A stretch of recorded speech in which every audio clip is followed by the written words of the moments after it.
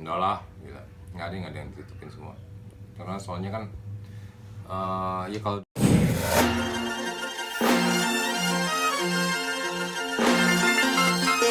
cocok kenapa mesti lama-lama. Terus juga keluarga juga setuju, ya udah gitu. Artinya kan kita menjalankan juga restu, bukannya gue juga bilang kan kalau kenal seorang itu kan jangan kenal dirinya pribadi, tapi kan keluarga. Artinya kan gue berkenal sama keluarga, jadi segala hal tuh kita bicarakan dengan orang tua, keluarga. Terus kalau mereka setuju kan yang penting restu kan. Kebetulan juga kan almarhum nyokap udah nggak ada. Artinya kan gue juga ngobrol sama bokap. Terus dia juga ngobrol sama nyokapnya kan, dia kan juga nggak punya ayah kan sekarang, almarhum, sudah almarhum maksudnya. Ya udah, kita diskusi dulu. Kebetulan juga lagi ada pekerjaan bareng, kita juga lagi ada produksi kan untuk film juga. Ya akhirnya dari situ ya timbul rasa lah. Terus juga karena kita sering bareng kan, akhirnya mau nggak mau ya daripada menghindari hal-hal yang tidak enak kan, ya udah. Tanggal waktu itu kan gue tanggal berapa waktu itu ya, udah 3 bulan yang lalu ya, kita kan sama-sama ini lagi mendukung kegiatannya dari BNN kan. Nah, ketemu dari sana, artinya kita langsung connect di situ kan. Jadi kita bikin kegiatan-kegiatan yang bersifat untuk memberikan pesan. Kenalnya sih udah lama, terus baru ketemu lagi di satu kegiatan gitu sih, terus ya udah jadi deket. Enggak sih, putusan cerainya udah dari tanggal 25 Februari. Terus kalau proses cerainya sendiri udah sekitar 8 bulanan. Nggak tahu, udah takdir dari Allah sih ya. Nggak bisa jawab dengan signifikan karena memang semuanya kan gak ada yang kebetulan. Kalau sama mantan sih enggak ya, karena nggak ada urusan sama mantan ya gitu. Kalau misalnya sama anak, sama orang tua pastilah, sama kakak-kakak keluarga pasti. Nggak ada urusan sama mantan kan cuma sekedar mantan, ya sudah gitu. Kita punya kehidupan baru yang lama, ya kita cash flow saja. Nggak ada rasa trauma. Kalau trauma pasti ada, cuman kan ya kita harus jalanin aja kan. Kalau memang udah takdirnya Allah ya. Kalau masalah kabar settingan sih, maksudnya bingung juga ya kalau nikah settingan tuh seperti apa gitu. Tapi ajarin dong nikah settingan kayak gimana. Kalau misalnya dibilang settingan ya masuk kuping kanan keluar kuping kiri aja bos. Baru nikah agama karena kan belum keluar akte cerainya ya. Mau gitu. Dia udah ketuk palu. Tanggal 25 Februari udah ketuk palu. Dan kita udah ketemu juga sama pihak mantan ya.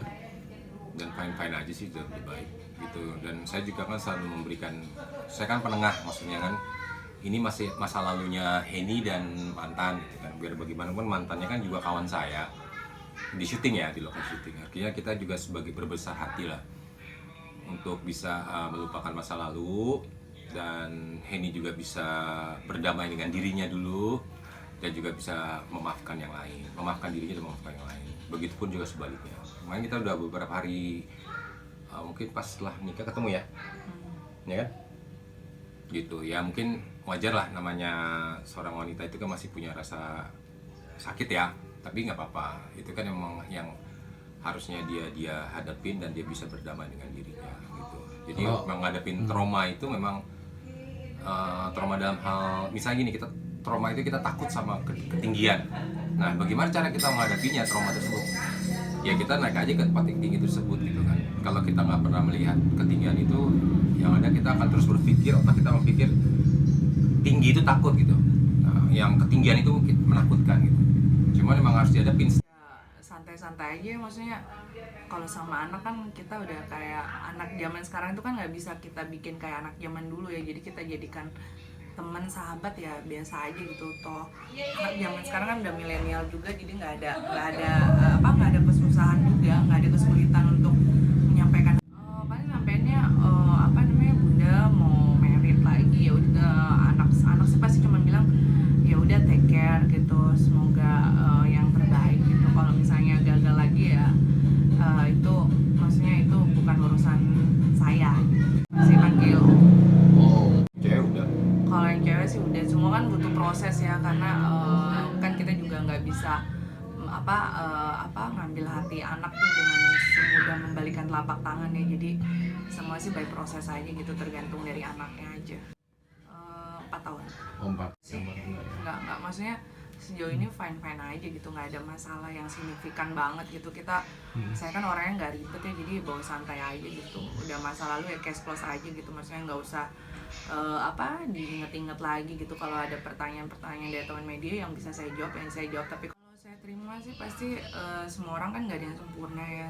Saya sih lihat dia niat tulusnya aja ke saya gitu, sama saya melihat kekurangannya dia gitu. Kalau saya menerima kelebihannya kan itu kan pasti kekurangannya, kalau misalnya ada apa-apa pasti kita nggak akan bisa langgeng gitu. Jadi ya saya pelajarin aja gitu niat tulusnya. Semua orang kan punya masa lalu ya gitu, kita nggak bisa ngejudge orang juga gitu. Kalau misalnya orang itu mau berubah, kita kasih kesempatan lah gitu. Tapi kalau misalnya dia mengulangi kesalahan yang sama ya itu balik lagi sama diri dia sendiri ya, bukan salah di saya ataupun salah di orang lain. Berarti kan memang orangnya sendiri gitu loh, pribadinya sendiri yang sih. Kalau misalnya fisik ya, saya nggak pernah lihat orang dari fisik gitu. Maksudnya kalau fisik sih ya itu cuman bonus, ada anugerah aja dari Allah gitu. Kalau misalnya ngelihat fisik ntar juga tua juga jelek-jelek juga kan, balik lagi gitu, keriput juga, semuanya sama aja gitu.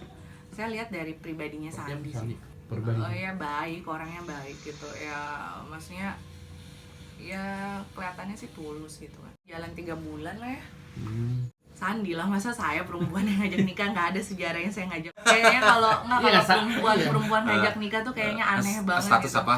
Ya gimana ya, namanya orang kita sering bersama kan, kemarin kan sering bersama, terus juga pasti ada pertanyaan lah dari pihak keluarga gitu. Ya itu kan sebuah pertanyaan sih. Akhirnya kan dari keluarganya ini juga kan, dari mamanya kan juga bertanya gitu kan, gimana hubungan kalian gitu. Nah, artinya kita waktu itu kan awal-awal masih dalam sebatas pekerjaan. Setelah itu mulai tanya lagi kan, sering datang ketemu gitu kan.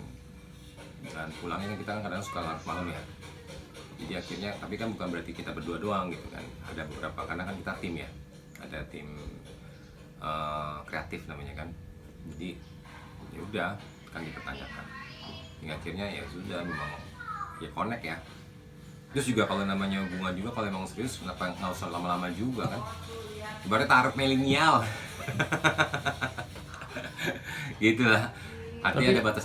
Nggak saya langsung terima gitu. Sandi juga ngajakin saya nikah juga, maksudnya saya banyak pertimbangan juga gitu. Sandi juga hampir tiap hari gitu ngajakin merit gitu. Kalau mungkin sehari tuh 3 kali, kalau minum obat biasa ya, mungkin dia lebih daripada minum obat ya gitu. Jadi alay. Jadi semuanya butuh proses sih untuk bikin saya yakin sama Sandi tuh tidak semudah yang orang kira, orang lihat gitu ya kan. Tapi ya dengan kegigihannya dia gitu, ya udahlah gitu, mau merit ya udahlah merit aja lah gitu, daripada nanti juga jadi kelamaan gitu kan, malah jadi fitnah juga gitu. Toh kita juga, Sandi juga udah umurnya juga udah 39, saya juga udah 35, ya sudah gitu. Kalau memang Allah sudah mempertemukan kita dengan orang yang serius dan yang cocok gitu, semuanya nggak ada yang kebetulan, ya kita terima. Saya sekali nge-show, 2 kali nge-show udah puluhan juta. Iya. Sama kayak orang bekerja setiap bulan berapa cuman. Kalau saya sih nggak pernah ngelihat orang dari situ ya, karena rezeki kan sudah Allah yang atur ya. Kalau misalnya kita sungguh-sungguh, terus misalnya kita niat gitu, yang penting kan tulus aja gitu, nggak ada modus ataupun apa gitu. Yang pasti semua itu bisa kita bicarakan lah. Saya nggak pernah, maksudnya gini, buat apa saya jadi, maksudnya menuntut lebih. Toh saya pribadi sendiri juga alhamdulillah sudah bisa berdiri di atas kaki saya sendiri gitu. Kalau misalnya dapat suami, ya kita support aja lah gitu, maksudnya apapun yang terbaik gitu kan. Dan yang penting kan halal itu aja. Kalau misalnya masalah rezeki kan kita bisa cari sama-sama lah, itu aja sih, tinggal waktu aja. Kalau saya harapannya nggak muluk-muluk ya, mudah-mudahan Sandi sih bisa menjadi lebih baik lagi, terus bisa saling menghargai, saling menghormati gitu, saling menerima,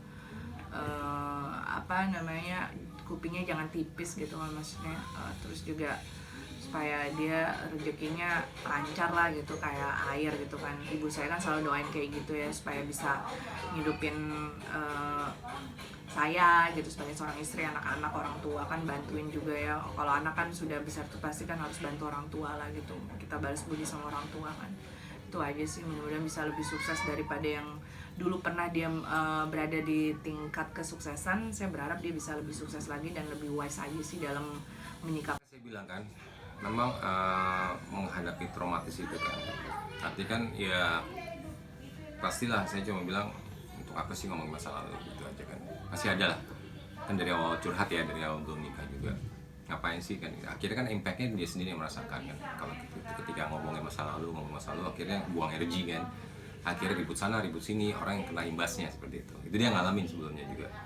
Jadi saya sih berharap itu kan jadi pengalaman hidupnya dia juga gitu, kita tinggal mengingatkan, ntar dia mengalami gitu, oh iya benar kan gitu.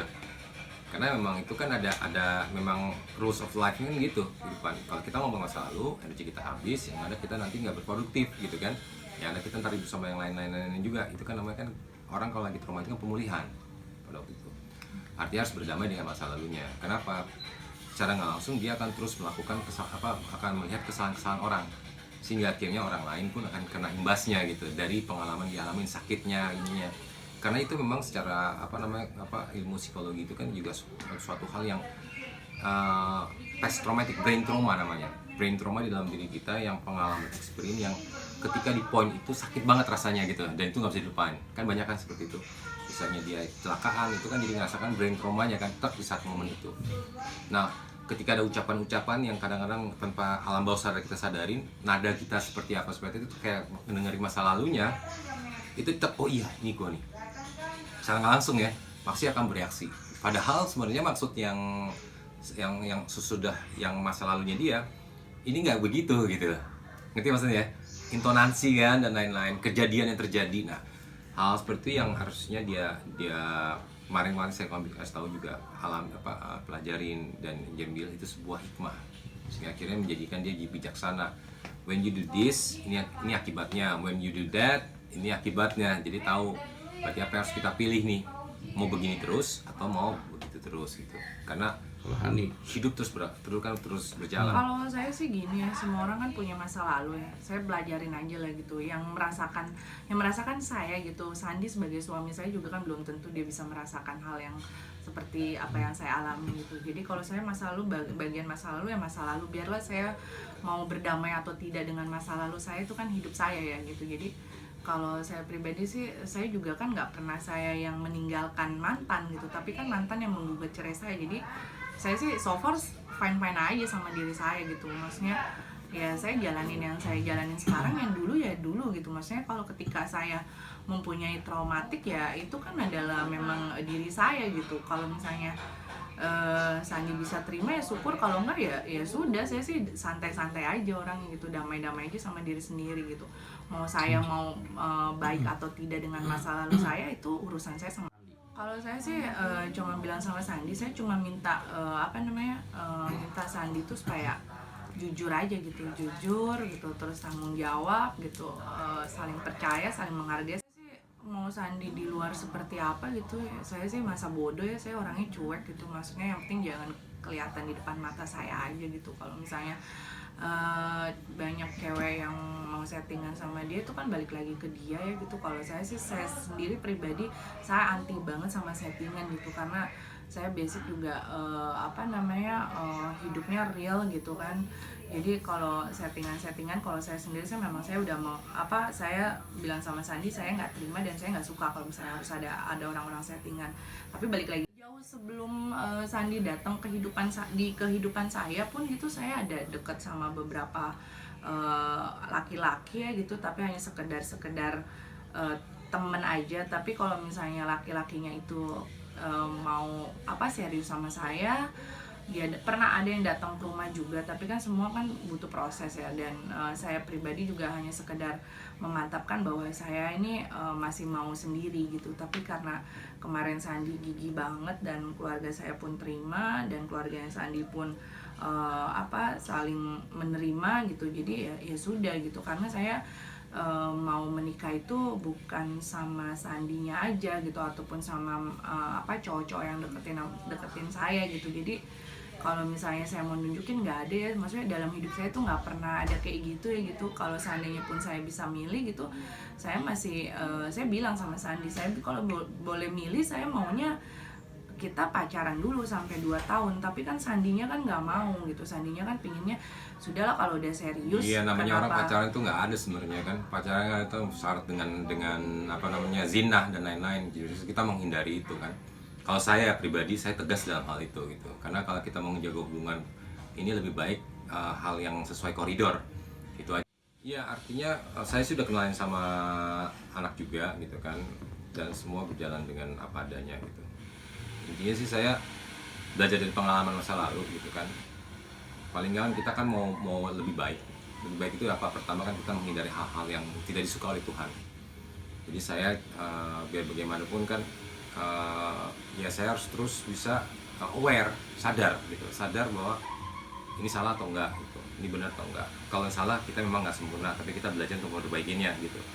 Yang pertama kan kita akan menjaga diri kita supaya kita tuh bisa fokus tuh dalam hal kita kan dalam hidup itu kan terus berikhtiar kan, dan hidup kita kan terus bekerja.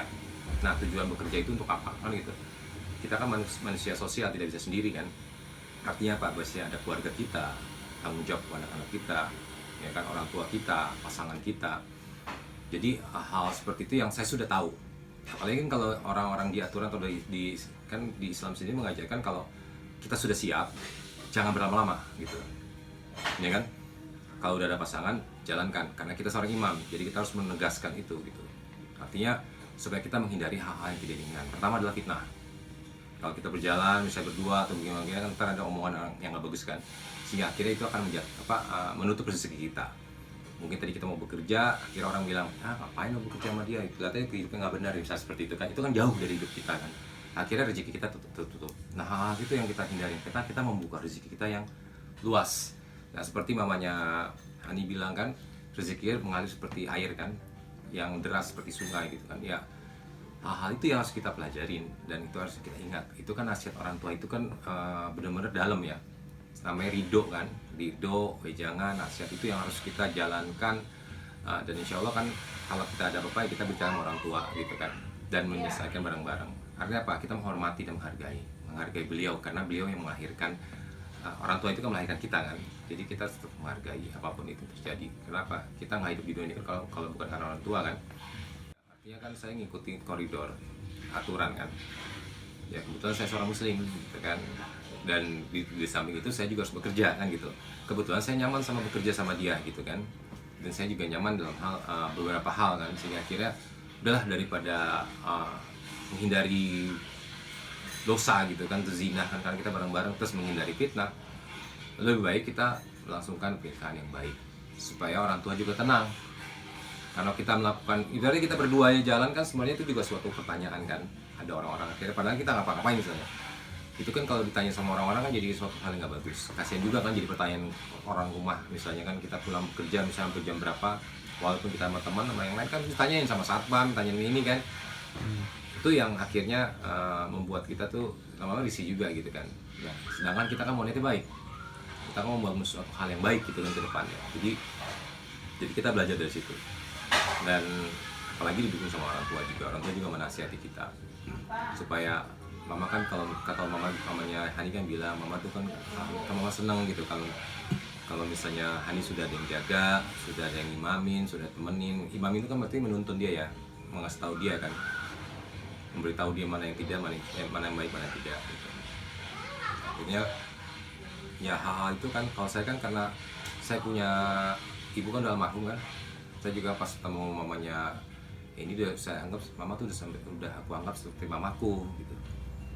Dan dia, mama juga akhirnya kan terharu ya mamanya ini ya, aku jadi feel ini mamaku gitu ya. Akhirnya ya saya ngikutin kata mama, apa yang harus kita lakukan. Artinya ridho orang tua itu kan penting. Saya sekarang adalah melakukan tatanan aturan, ya kan.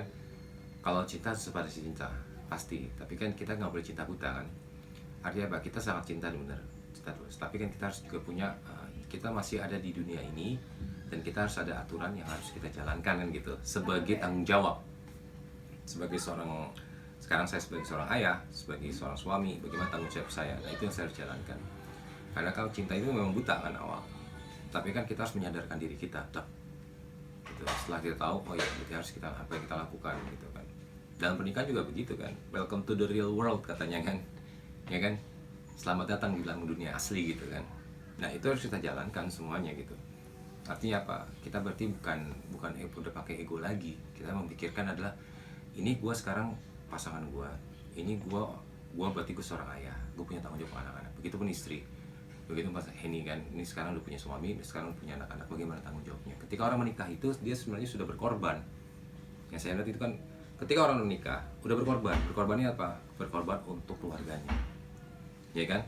Udah bukan egois lagi. Kalau itu masih zaman muda lah, kayak ini masih umur 20, aku umur 20 wajar lah, itu kan masih pengen pencarian diri gitu kan, aktualitas diri dan lain. Tapi kalau sekarang ini kan kita umur segini ya paling kita tujuannya untuk bekerja, tujuannya apa? Untuk bertanggung jawab, tujuannya apa? Untuk apa? Bisa menafkahi, tujuannya apa? Untuk bisa menjadi kebanggaan dan kesayangan siapa? Orang tua, keluarga kan, itu yang paling penting. Karena yang harta yang paling terindah itu adalah keluarga.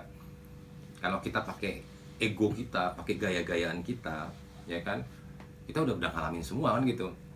Baik ini, baik dia kan juga zaman dulu kan sosialita, bergaul terus kan, pebisnis juga, saya juga bergaul di dunia bisnis, bergaul di dunia artis, dunia entertainment juga saya udah ngalamin kan, di dunia aktivis sosial semua saya udah alamin, ya kan, di dunia religi dan keagamaan juga saya udah alamin kan gitu.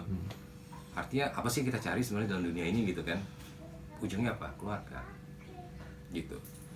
Saya ngomong ini kan juga kita kan sama sekarang kan saling tukar pikiran gitu. Pasti ada yang diterima ini dan ada yang diterima aku, ada yang juga nggak diterima aku, ada yang juga nggak diterima ini. Makanya namanya jodoh itu adalah saling mencocokkan gitu. Nggak pernah ada yang jodoh nggak cocok, semua kan tergantung mencocokkan. Kalau saya kan emang basicnya bisnis ya gitu. Dedek sana dulu. Basicnya bisnis gitu, memang dari dulu bisnis gitu ya. Saya usaha di bidang ya properti, WO gitu kan, desain interior, itu aja sih. Sama ya bisnis kecil-kecilan aja mesti bisa saya jalanin ya saya jalanin gitu aja. Sama sekarang juga mencoba di dunia PH ya gitu, buat produksi film sendiri sih sama Sandi. Semua itu kan kita jalanin ya, semua harus diyakinin lah dengan ridhonya orang tua, ridho kakak gitu kan, ridhonya Allah. Insya Allah sih yakin sih. Ya sebelumnya kan semua itu kan kita hidup punya aturan ya gitu kan. Sebelum saya melangkah dan Sandi pun melangkah dengan saya, pasti kita juga kan maksudnya kita ke ustadz, terus kita juga ke petugas KUA ya, untuk bertanya apakah yang kita jalanin ini bisa benar gitu kan, tidak seperti yang tadi dibilang ya, tidak tidak melanggar peraturan gitu. Ternyata enggak gitu, karena pada dasarnya saya pun sudah berpisah itu sudah lama ya gitu. Sebelum dari gugatan cerai itu dilayangkan udah berpisah lama, dan setelah dia melayangkan gugatan cerai itu secara agama memang sudah pisah gitu. Dan semuanya itu kan proses secara negara aja yang lama gitu. Prosesnya tuh sampai 8 bulan, jalan 9 bulan ya. Dan sampai sekarang pun belum ingkrah gitu ya kan. Dan sebenarnya setelah 3 bulan dia sudah melayangkan gugatan cerai itu pun udah sebenarnya bukan suami istri lagi, kecuali dianya masih menafkahi saya gitu kan, ini tidak gitu. Jadi menurut petugas KUA dan menurut Ustadz nggak ada masalah gitu. Nggak mungkin juga kan seorang Ustadz dan seorang petugas KUA mau menikahkan, apalagi kita public figure yang notabene dilihat sama masyarakat ya. Jadi semuanya sih so far baik-baik aja gitu, maksudnya didukung juga dan disupport juga gitu. Apalagi keluarga juga kan mengerti juga gitu loh. Orang tua juga mengerti apa yang kita jalankan itu benar atau enggak kan, sesuai dengan syariat, sesuai dengan peraturan negara. Setelah nikah itu nanti kan kalau layangan surat akte cerai jalan, baru kan dimasukkan ke dalam negara gitu. Jadi disesuaikan aja waktunya. Tadi kita udah bicara seperti itu juga, nggak ada masalah. Karena apa? Yang penting kan pertama adalah kan hukum itu kan dalam pernikahan itu kan melindungi wanita, Itu yang paling penting kan, gitu kan. Wanita kan harus dilindungi. Jadi semua kan tergantung dari wanitanya. Dan kedua adalah kan kita kan berbicara kepada orang-orang yang tepat gitu loh, kepada orang tua yang paling penting, kepada keluarga dan kepada ustadz, kepada ini juga. Dan permasalahan dia kan saksi juga ada, ternyata mereka udah berkali-kali cerai, berkali-kali gugat ya, sebelum terjadi gugatan cerai. Ini dari omnya dia cerita. Akhirnya udah yang ketiga kali dibikinlah surat cerai, gugatan cerai. Itu berarti sudah 3 kali cerai, ya kan, baikan lagi, cerai, gugat cerai, maksudnya talak ya. Akhirnya terakhir dilayangkan gugatan cerai. Makanya saya bilang sih yang namanya pernikahan itu jangan dimainkan. Kalau perjanjian secara tertulis sih enggak ya, cuman perjanjian secara cara pembicaraan aja sih, secara kata-kata. Kalau misalnya memang nanti setelah akte cerainya selesai gitu kan, memang kita juga kemarin nikah siri juga bukan ustadz yang kita ambil dari comot dari sana dari sini gitu. Memang ustadznya itu memang dari KUA yang di lingkungan kediaman saya gitu. Jadi memang setelah kemarin juga kan dibilang setelah nanti akte cerainya keluar langsung dibuatin gitu loh secara negara gitu. Kalau saya sih percaya aja, saya tuh orangnya simpel sih gitu, saya percaya aja sama orang gitu. Jadi ya kalau misalnya nanti kedepannya nggak dibikin secara negara itu kan balik lagi ke Sandi ya. Kalau saya pribadi sih kan yang jadi masalah kan sebenarnya gini, kalau dia selingkuh gitu ya kan, kalau dia yang menceraikan pihak laki-lakinya gitu. Tapi kan ini kan adalah laki-lakinya yang menceraikan dan udah lama bertahun, udah hampir 9 bulan kan itu terjadi. Akhirnya dia menemukan seseorang dan itu juga kan sopan, artinya kan ketemunya ngobrol juga orang mengenal, tahu, keluarga pun tahu semua. Artinya itu semua sesuai dengan koridor, ya kan. Kecuali kalau dia tiba-tiba ke ini terus menyelidiki membuatkan perselingkuhan kan. Nah itu yang harusnya dihindari. Nah sekarang kan kita semua sesuai koridor, keluarga tahu, kawan-kawan tahu, dan semua ada niatan baiknya kan. Sebenarnya balik lagi kan, inama amal niatnya apa nih? Yaitu apa? Untuk melangsungkan sebuah ibadah kan. Kalau orang mau melakukan ibadah, ya nggak boleh dilanggar dong, ya nggak boleh ditahan dong. Apalagi niatnya kan baik. Seperti itu. Suratnya kapan keluar? ya saya tunggu gitu, maksudnya proses inkrah pun seharusnya kan dari 25 Februari itu kan udah seharusnya 25 Februari itu kan bisa inkrah. Tapi saya entahlah apa yang terjadi, saya nggak tahu gitu ya kan. Jadi harus tunggu lagi. Sebenarnya kan sekarang sudah lewat juga ya dari inkrah. Tapi saya orang yang simpel gitu. Saya ngikutin aja gitu. Saya ngikutin prosesnya aja, seperti apa prosesnya ya saya ikutin gitu. Semuanya kan tergantung tergantung dari pihak yang berada di dalam lingkungan itu kan gitu. Jadi saya nikmatin aja sih prosesnya gitu, nggak mau diambil pusing juga gitu. Toh saya juga nggak yang gimana kan, tinggal naik aja ke surat nikah secara negara itu sih. Toh Sandi juga kan nggak ada masalah juga kan, dia masih masih menikmati prosesnya itu gitu. Yang penting kan nggak ada, yang penting kan saya di sini saya menekankan gitu, memang sih menjadi polemik ya gitu, polemik bagi orang-orang gitu. Orang-orang bertanya gitu seperti apa, mereka kan nggak tahu prosesnya. Dan kita juga kan keluarga yang mengerti lah gitu, keluarga yang paham lah dengan hal-hal apa yang kita jalankan gitu kan. Jadi kita sih maksudnya biarlah semuanya itu menjadi jawaban ketika nanti prosesnya selesai gitu kan. Dan tidak ada, maksudnya saya bingung juga gitu, di sini kan nggak ada yang disakitin juga gitu kan. Terus juga nggak ada yang nggak ada yang dirugikan juga, cuma tinggal nunggu akte aja gitu. Kalau mereka kan tidak menjalankan apa yang saya jalankan kan gitu. Iya itu, jadi kita makanya tadi bilang kan, saya juga yakin kan hukum itu kan untuk melindungi wanitanya ya. Apalagi ini kan niatannya baik ada gitu kan, dan diketahui oleh orang-orang yang terkait, yaitu ada yang paling penting adalah keluarga, orang tua, dan petugas-petugas dari pihak KUA juga kan tahu kan. Karena sebelum itu kan pasti kita kan juga bertanya dulu dong, langkah baiknya gimana. Yang paling penting adalah menghindari zina. Itu kita kan mau menghindari zina, jadi Ya, orang kan berpikir mungkin zina, kalau gini kan, kalau di Islam itu kan pegangan tangan aja, jalan berdua aja kan udah dibilang zina ya, nggak dia. boleh gitu. Jadi jangan berpikir negatif ataupun tanda kutip Kedua, zina gitu berikutnya kan. adalah fitnah tadi kan. Itu aja fitnah kan malah sebenarnya kasihan. Kita sih dibersihin dosanya, tapi kan orang-orang yang melihat kan jadinya malah kita jadi kayak membuat mereka jadi nama dosa gitu kan. Itu yang mau kita hindarin. Artinya kan dari sini kita tenang, kita bisa bekerja tenang, kita mau bisa mulai lagi hidup lagi baru yang lebih baik lagi, tenang kan gitu. Dan akhirnya orang-orang sekitar kita juga merasakan aura positifnya juga kan, karena kita bisa hidupnya juga baik-baik aja gitu, nggak usah wah-wah banget. Dari temen, dari sahabat, apalagi orang yang kenal saya banget gitu, nggak ada lah, mereka nggak ada yang ngehujat. Mereka selalu berpikiran baik sama saya, karena saya juga orang yang nggak pernah mau tahu urusan orang ya gitu kan. Dan saya juga selalu positif sama orang gitu. Jadi kalau dari temen yang orang-orang lah, orang yang mengenal saya, entah itu partner bisnis saya atau apapun, itu tidak ada yang menghujat. Tapi kalau dari netizen pasti ada lah hujatan-hujatan gitu. Kalau netizen kan ya, saya selalu mengulang kata-kata yang sama gitu. Kalau netizen itu kan kita nggak bisa nutup gitu mulut-mulut mereka, karena saya pun nggak kenal mereka, mereka nggak kenal saya. Mereka berhaklah berbicara apapun tentang saya gitu, tentang Sandi. Yang jalanin kan saya sama Sandi gitu. Tapi balik lagi lah, maksudnya netizen bisa bersikap baik lah, bisa smart lah, menggunakan smartphone gitu kan, ngetik-ngetiknya yang baik-baik.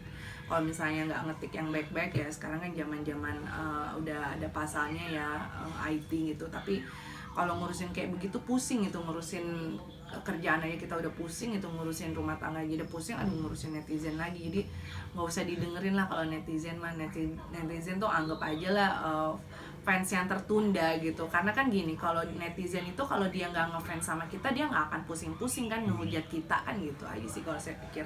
Toh netizen juga yang ngehujat apa segala macam, ketemu juga pasti Mobil di mobil, karena kan kita hampir separuh hari itu ya, jadi 24 jam kan, satu hari 24 jam, 12 jam tuh pasti kita di luar gitu kan. Dan kita lebih sering di mobil gitu, karena kita kan harus ketemu orang satu, orang dua gitu. Karena saya orang bisnis kan, saya harus ketemu banyak orang gitu. Dan saya pun semenjak saya berpisah gitu, udah 1 tahun ini saya jalanin semuanya dari rumah gitu. Jadi apapun yang bisa saya jalankan dari rumah gitu. Karena kebenaran partner bisnis saya pun orangnya welcome ya, dan dia tahu sifat saya gitu. Saya notabene memang tidak begitu suka keluar rumah gitu. Jadi kalau misalnya ada meeting ya paling di rumah gitu, ataupun kalau memang yang mengharuskan untuk keluar gitu ya, paling di dekat-dekat rumah. Ataupun memang kalau misalnya memang tidak memungkinkan, ya saya mengalah lah untuk ketemu sama partner bisnis, ya kita keluar gitu. Dengan yang ditemenin sama Sandi kan, udah ada istilah kasarnya, udah ada bodyguard. masakan waktu itu dia bikin rendang. Ternyata dia bisa bikin rendang. Walaupun rendangnya ininya bumbunya udah bumbu jadi ya, nggak apa-apa. Tapi aku suka gitu. Maksudnya emang kan rendang itu kan masakannya almarhum dulu kan, suka masakin aku. Jadi ya itu yang berkesan buat aku lah. Ternyata dia bisa bikin rendang. Waduh, jadi gitu aja membuat saya itu memulai sebenarnya rasa saya kepada dia. Ya itu, dia suka rendang gitu. Kalau saya kan emang basicnya suka bisa masak ya, suka masak gitu. Tapi nggak everyday masak juga, karena Sandi orangnya nggak ribet ya gitu. Mau makan pakai telur ceplok aja dia udah bisa gitu. Dan saya juga orangnya nggak ribet, jadi kita kalau masalah makanan santai-santai aja sih. Kalau saya nggak masak, palingan ada mamah yang masak gitu, atau mbak yang masak, atau kita ya simpelnya kita beli keluar itu aja. Romantisnya bingung juga ya saya.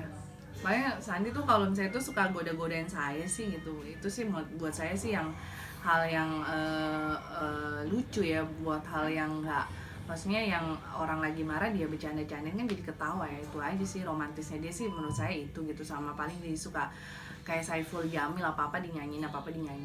Masa sih? Gitu sih. Masa sih? Gitu. Masa? Ah. Ayo.